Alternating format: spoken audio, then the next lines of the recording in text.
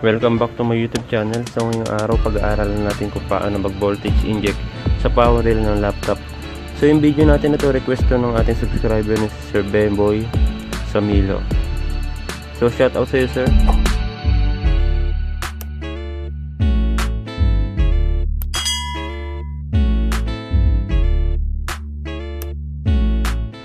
So bago tayo mag-voltage inject, so kailangan nyo muna mag-physical test.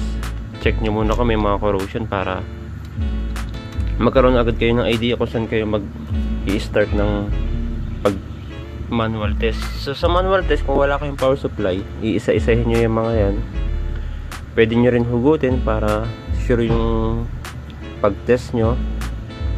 So ganun lang din ginagawa ko dati nung wala pa akong power supply. So kailangan nyo rin i-test yung kanyang power rail at power supply. So yung dalawa na yan, na i-tutorial natin sa previous video ko. Kung hindi nyo pala papanood yun, skip nyo muna to.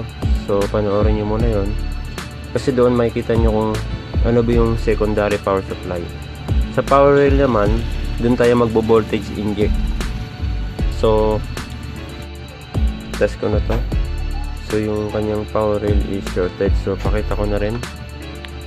Set lang natin to ng buzzer mode.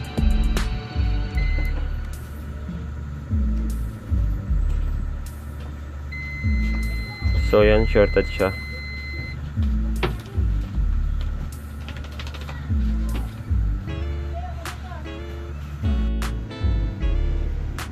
So proceed na tayo sa pagbo-voltage inject. Power supply natin, set natin siya ng 5 volts and 2 amps.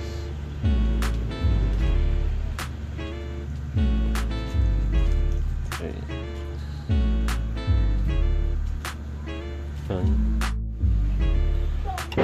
Okay, gagamit tayo ng wire. So ito ihinang natin to sa pag-i-injectan natin ng voltage amp.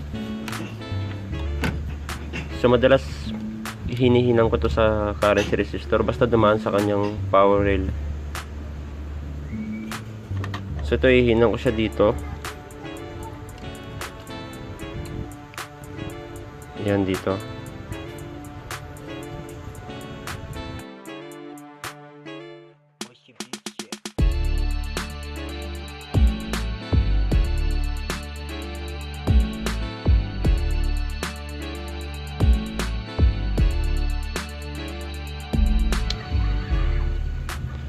So yan.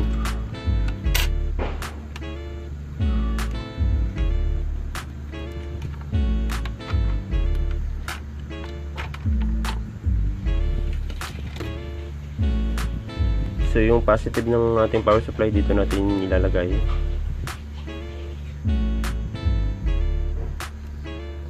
And then yung kanyang negative is sa ground. Ito.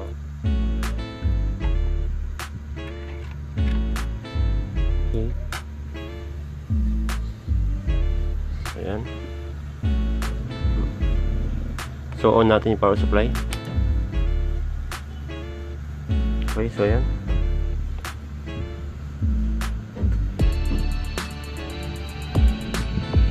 So, kapakapain nyo lang kung may mga iinit ba na parts.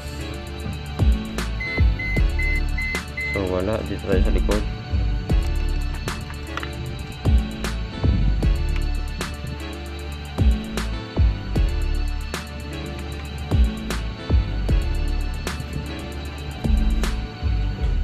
So ito mga master, may init.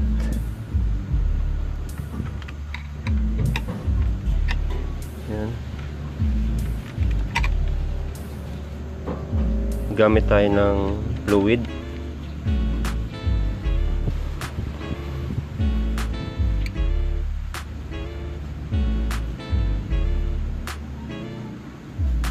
So yan, so nakikita niyo mga master,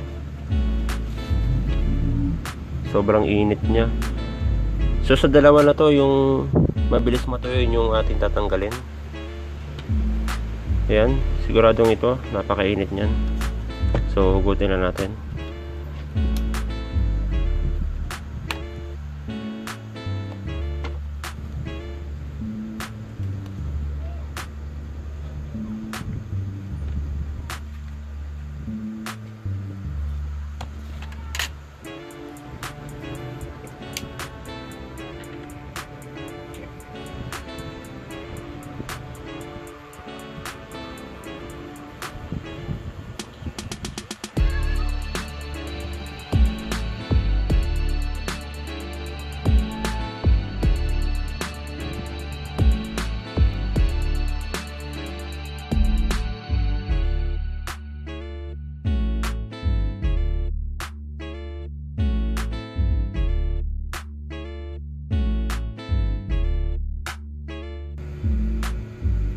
So para makita nyo lang na shorted yung ating nakuha sa pagbo-voltage inject, gagamit tayo ng tester.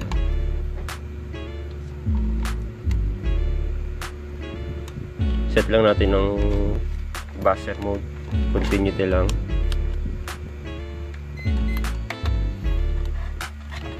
Ayan.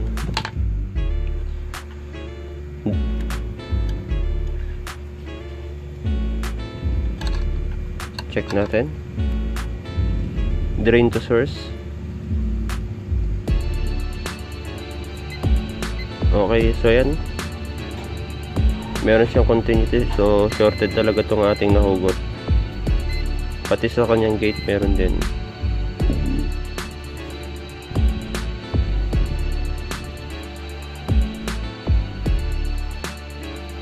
Yan, shorted talaga siya mga master.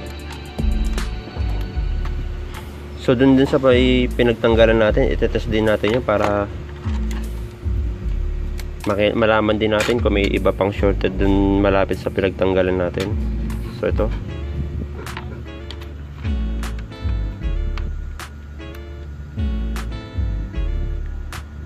Okay, so yan. Wala na siyang shorted mga master. Wala na. So shorted nga yung kaninang hinugot natin, so yun yung shorted sa dalawa na to. So kapag ka naman capacitor na nakaparallel mga masters na ganito, kung dyan may suspecha kayo na shorted, halimbawa na itest nyo ng tester, mayroon nag beep sa mga to, isa sa mga yan, so pwede na kayo magrekta dito ng voltage inject. So gumawa ko ng ganito. Ayan, ito yung ginagamit ko kapag mga ganito nakaparallel, nirerekta ko na. So ganyan, tatap ko lang to. Ayan, so ganun lang din kung alin yung unang matutuyo sa mga to. So yun yung shorted, kasi nakaparallel siya, hindi siya katulad ng kapag naka-series lang. Ayun, kung meron man isa doon, putol na agad yung connection.